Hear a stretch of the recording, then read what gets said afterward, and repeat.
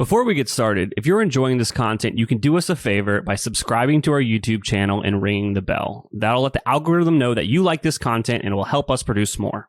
If you're seeing that something's not working and you're burning capital, turn it off, pivot, and just be quick to react on it.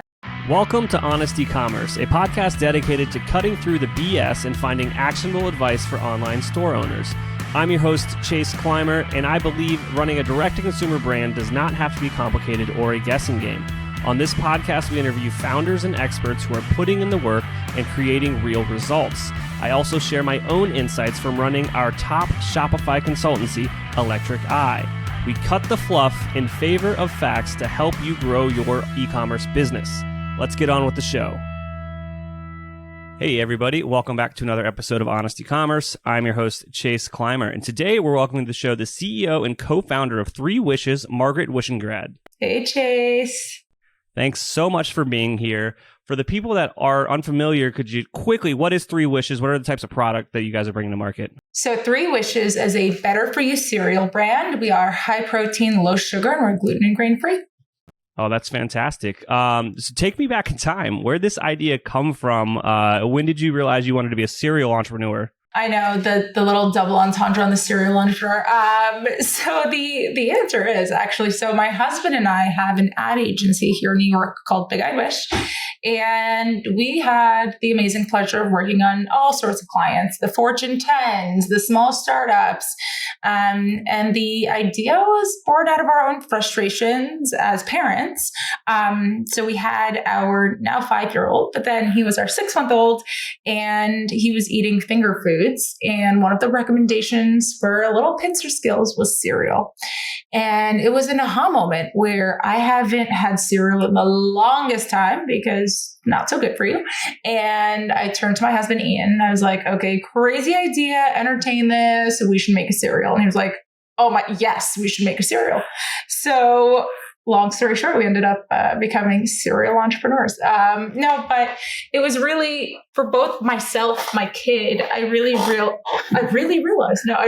that it was a lot of the legacy brands that I grew up eating, and consumers are just smarter. I think we've upgraded all of our other categories. We've upgraded what pasta we're picking, what tortilla chips we choose to consume, and cereal felt like a really obvious but no one had done it.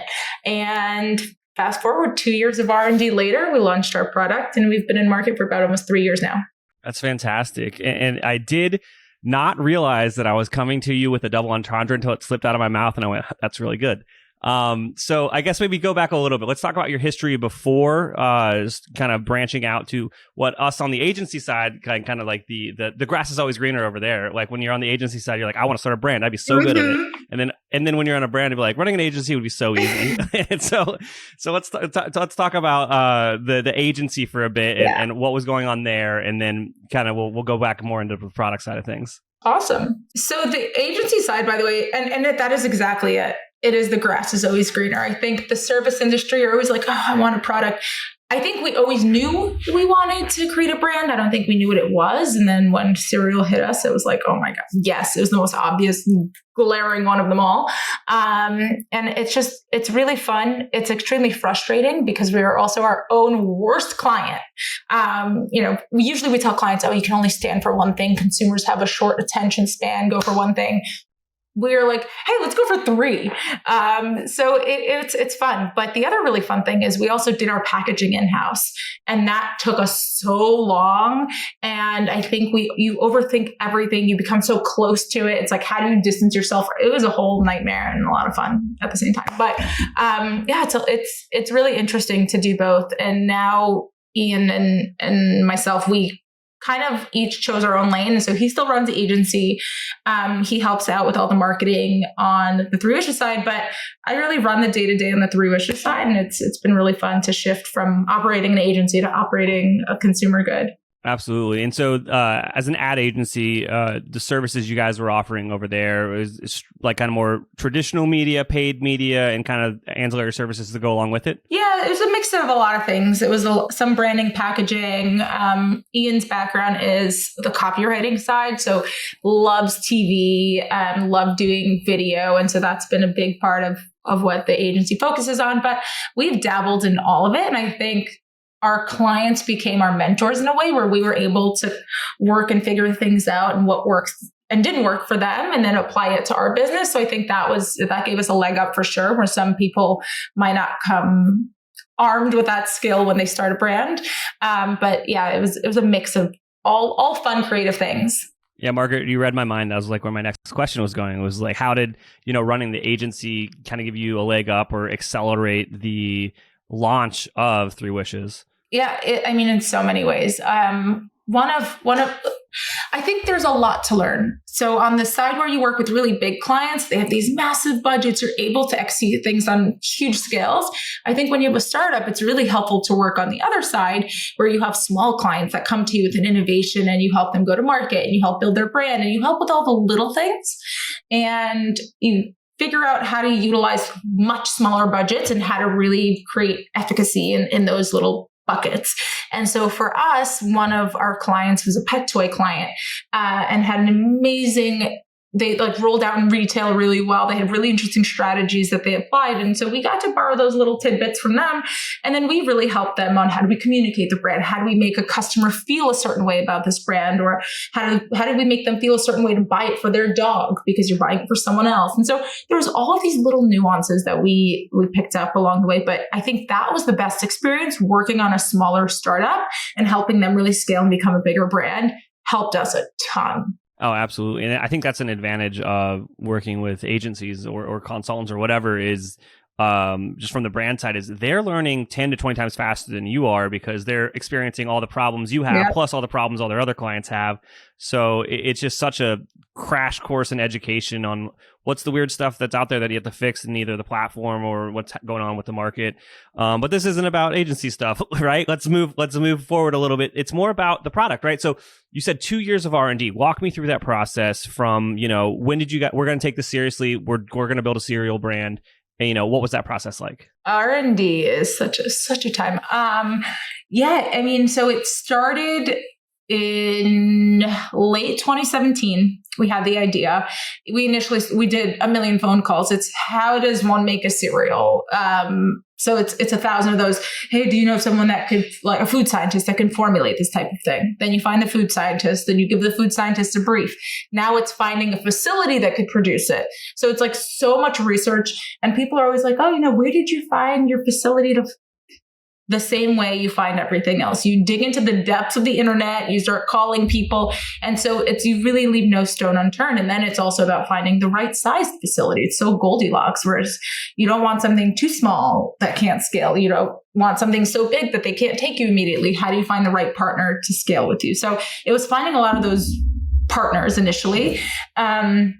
And then from there, it was just, hey, these are the things we want to tackle as a brand. These are the ingredients that are important to us. These are the values that we want to stand for, the macros that we want to hit. And how do we create that from a product standpoint? And how do we get as close as humanly possible to the conventional cereal that is filled with a ton of sugar and has no protein? And how do we bring in nutrition to something that has no nutrition? So it was all these different things and finding those right partners. And then from there, it was just iteration. It was getting line time, going in with a formula, not working, tweak the formula, tweak process, tweak whatever you can to really get to a product that you felt comfortable. We as marketers knew the biggest thing that could crush a brand is good marketing and bad product. So I was really maniacally focused on making sure our product was there from day one. I think especially in food, no consumer's like, oh, new recipe, I'm going to give this brand a chance. It doesn't work like that. You try something, you either love it or you don't love it. And you're either going to buy it again or you won't. And we look at it with a really funny agency lens where we want retainer clients. We don't want projects. So we want our customer that's going to have repeat and a customer that's going to try it and continue to buy it for the rest of, as long as they live. So that's kind of how we set out and looked at the product. And we ended up launching in late October 2019, which is probably a lot later than I would have hoped to initially have launched, but it's R&D is a lot like house construction where you're like, oh, it's going to be 6 months and then it's 2 years. Yeah. And so that was an interesting learning process. But to get something to a really good place takes a long time. And then October 2019 came around. We launched in retail. For us, that was a really important thing, to be a product that is sold on store shelves.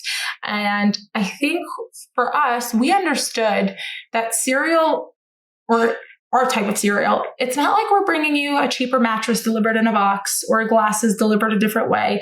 No one was looking for a cheaper Cheerio or a different delivery method.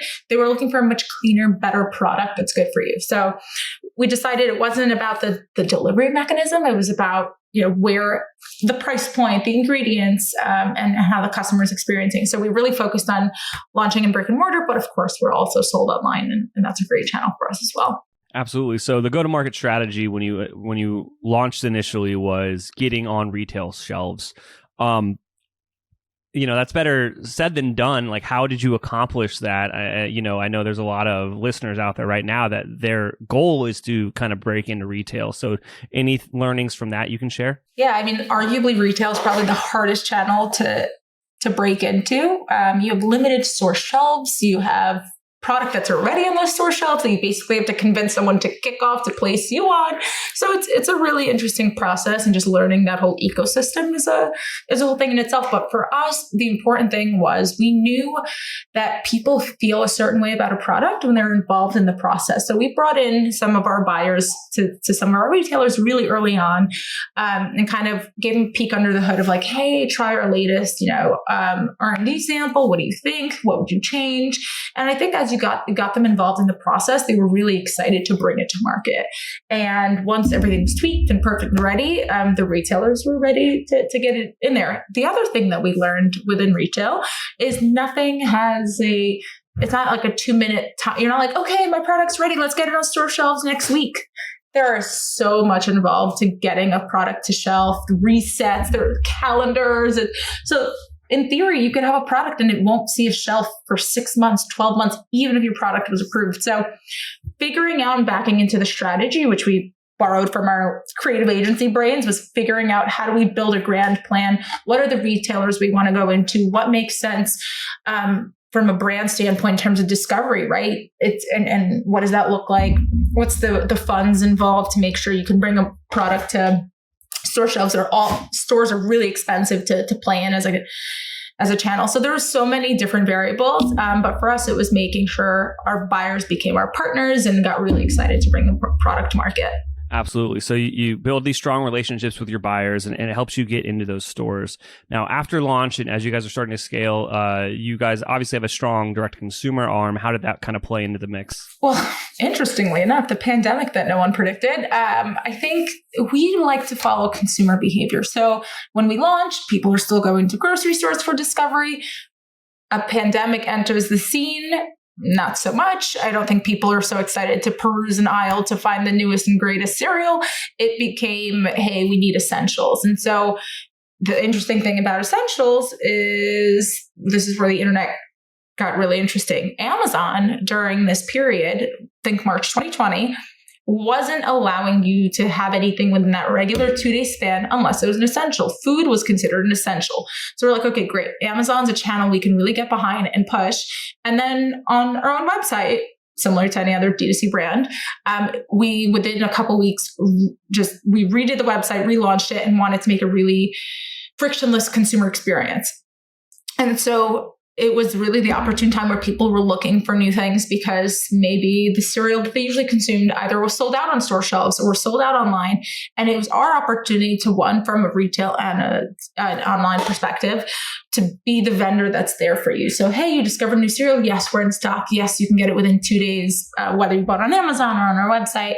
And so it was just really taking this not so great time and creating that into an opportunity, and then figuring out how does Three Wishes play in there. So we really quickly pivoted from, hey, our strategy right now is crush in brick and mortar, to, hey, let's crush for online while we know the eyeballs are there.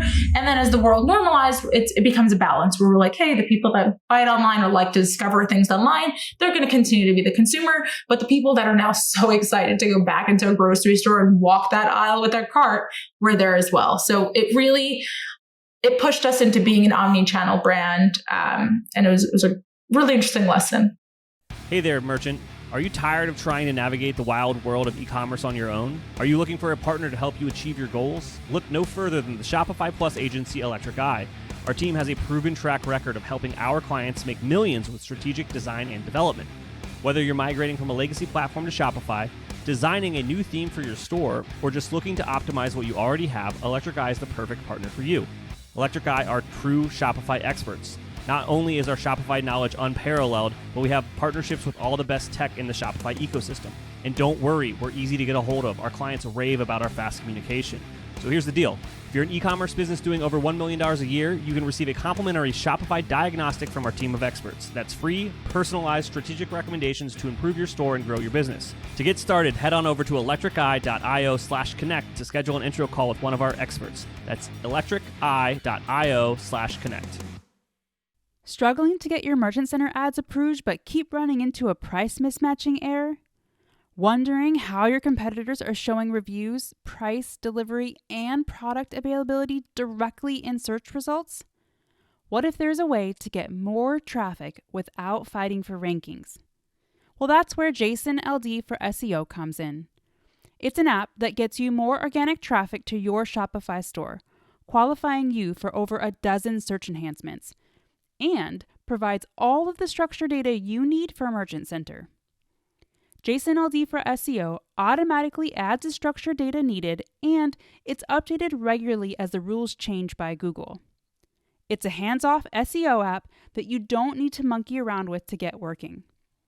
It's the safest, easiest, and most effective way to stand out from your competitors in search results. Contact us to get your free structured data audit for your store. Find JSON-LD for SEO in the Shopify App Store to get started. That's JSONLD for SEO, or go to jsonld.app. It's the beginning of a new year, and with the new year comes new opportunities. The often misunderstood Q5 period stretches from Christmas Day to Chinese New Year and gives brands the gifts of significantly lower CPMs. But how can you use this Q5 as a springboard to make 2023 your best year yet? The answer is funding. Funding opens doors for your business. A cash injection now will enable you to take full advantage of the Q5 opportunity by investing more into your marketing and securing that spring-summer collection from your manufacturers. Revenue-based finance from Wayflyer is fairer, faster, and more flexible than the traditional funding options out there. You can get approved for funding in hours and cash in your account within days. There are no interest rates or personal guarantees, just one simple fee. Best of all, repayments are made as a percentage of your revenue. So if you're having a slower month than usual, no problem, you'll just give them less. To learn more about how funding from Wayflyer can unlock growth for your business and turn 2023 into a record year, visit wayflyer.com/ecom/honest. That's wayflyer.com/ecom with 2 M's/honest. Wayflyer, funding a better way. Absolutely. How did you kind of get those eyes during that time onto the product? Were you guys, doing PR, going into paid? What was the kind of the acquisition channel? Yeah, so I mean, we dabbled in a little bit of paid, but that wasn't the big thing. The big thing for us, one, it's always organic. I think we learned, and whether it's from just clients or just being consumers are not dumb. They see when something's an ad. I think the best thing is a genuine endorsement. So we started doing a lot of just cold send outs, DMing people, hey, may I send you my product to try? And then seeing their genuine, because we knew the product was great. So seeing a genuine endorsement of someone going, hey, I tried this new cereal, Three Wishes. It's great. You should buy it. That performs better than anything. But the really fun thing we did was flex our creative muscle, which was, so this was era of drive-through COVID tests. We used to sample and demo in stores before the pandemic. Obviously now you can't do that. So we have a U-shaped driveway in our house, and my husband Ian is sitting and he's like, what if we did a drive-through taste test? And we just glove up, mask up, and give people a sample here in our local community and see what happens. And I'm like, okay, crazy idea, but fine, whatever. What else are we doing? So we both set up in the driveway. We paint a big sign. I'm standing there, gloves, tongs, mask, and people that are just circling the neighborhood. We live on a pretty busy street, start just entering the driveway, just continuing to enter. And Ian's like, all right, I'm just going to capture this B-roll footage and see what happens. So we had it was a great day. People sampled the cereal, and then Ian sent that content over to our local paper. Started to get pickup. I think during a dark news cycle where everything was about a death count or whatever was going on, any good little bit of, hey, here's how small businesses are figuring out how to thrive, or here's what this couple in Westchester is doing, it started to just pick up. And so it went from our local newspaper to USA Today to Fox. It was like, then we had a 3-minute hit on national TV. And that was our biggest sales day, all from this, we spent $3 on art supplies to set up a little table in front of our house. But it was, how do we create these moments that become really relevant to media, that become really relevant and resonate with our consumers? So that was kind of one fun little feel-good thing we did. And then we launched also our cocoa flavor right in the heat of the pandemic, like in like the middle of 2020. And it was also another vicious news cycle where like, how do we create some feel-good something around this cocoa cereal, and how do we tell people it tastes really good and chocolatey? And so we're sitting and brainstorming, and we all love the original Charlie and the Chocolate Factory, a classic. And we're like, what if we could reunite the original cast, or the original living cast, and have them endorse Three Wishes, the cocoa flavor? And Ian just started to like hit the pavement, call a person to call a person. Like, it was digging through the internet. We found, so Charlie is a veterinarian in upstate New York. Mike TV is a real estate agent in LA, and Veruca Salt is the loveliest grandmother in England now. And so we called all of them, we told them our story, and we're like, hey, if you like the cereal, will you please send us a video of you eating it and enjoying it? And they all loved it, and they all sent us the cute, Veruca did it in her Veruca outfit. Charlie was sitting in his, and we wrapped each one like a chocolate bar with a golden ticket. So we played into this whole Charlie and the Chocolate Factory thing.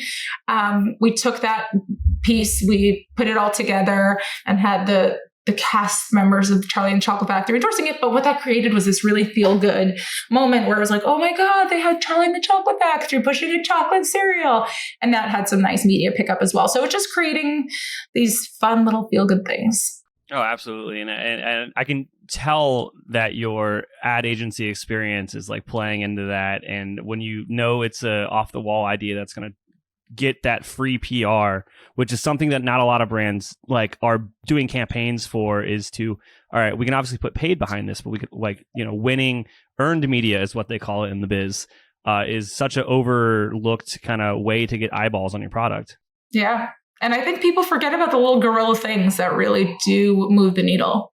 Absolutely. Now, is there anything looking back over your growth over the last couple of years, any mistakes that come to mind, or just things you want to tell our listeners to watch out on within their journey? Be like, I've been there, done that, maybe stay away. I think it's really just create the strategy and stick to your guns on strategy. I think the other thing that saved us, and that's our experience from the ad agency side, is the ability to be nimble and the ability to be comfortable with killing ideas or just pivoting in general. It's like such a hard thing. So if you're seeing that something's not working and you're burning capital, turn it off, pivot, and just be quick to react on it. I think that's a big saving grace. But for me, it was stick to my guns. There were opportunities to go into other retailers that were larger, that were excited about it, but just not the right partner for the brand growth at that time. So really staying to that strategy, is as difficult as it is also really important. And then outside of that, I mean, there's a fire drill every single day. There is something that needs to be tended to and put out. But I think that's part of the business, right? There are so many lessons with all of those things. And there's not a thing I could say or do that's going to stop these things from naturally occurring to people's businesses. I think understanding how to problem solve is the biggest thing. Yeah, and you're right. It's there's a really big difference between the overarching strategy and then the tactics that you're using to accomplish that goal. And founders really need to identify it. So like if your strategy is more sales, that's probably going to be through more traffic to your website, right? And you're trying one tactic, maybe that's paid acquisition, and you just can't figure that channel out. After you've given it a good shot, pivoting that to another strategy that's going to give you tactic, because it's still the same. Well, it's another tactic that's going to give you traffic. That's still on board with the same strategy, but it's like learning what's not going to work and what will work for your brand. Most important lesson. Absolutely. Now, is there anything I haven't asked you about that you think would resonate with our audience? Not that I could think of, but I'm happy to answer anything else you have. I mean, look, there's going to be an obstacle in every part of every business. And just having that entrepreneurial spirit. And there's so many times where you're like, oh, this sucks. I need a minute to just kind of smell the coffee beans and just recalibrate. Fundraising is really hard, right? That's another thing. I mean, I remember there was a point where I did like 10 calls in a day and they were probably all no. And I turned to Ian, I was like, I need to take a break. I need to take a few days to kind of regroup myself and get my energy back together and pitch with the same love and passion that I have for my business today that I did then. And so it's okay to do all of those things. And it really, as cliche as it is, it's not about the destination, it's about the journey, and just like optimizing that whole experience is super important too. But you sign up for a roller coaster when you decide to become an entrepreneur, but it's the best roller coaster and it's so well worth it. Absolutely. Now, we've talked a lot about this awesome cereal. If we've got a listener or a viewer on YouTube hungry to try this, where do they go? What do they do? They're going to threewishescereal.com or Amazon or any Whole Foods, Sprouts, Wegmans, Fresh Market, probably any other store with fresh green or whole in it. In the United States, we'll likely stock it, but we're always available on our website. Awesome, Margaret. Thank you so much for coming on the show today. Thanks so much for having me. We can't thank our guests enough for coming on the show and sharing their knowledge and journey with us. We've got a lot to think about and potentially add into our own businesses. You can find all the links in the show notes. You can subscribe to the newsletter at honestecommerce.co to get each episode delivered right into your inbox. If you're enjoying this content, consider leaving a review on iTunes. That really helps us out. Lastly, if you're a store owner looking for an amazing partner to help you get your Shopify store to the next level, reach out to Electric Eye at electriceye.io/connect. Until next time.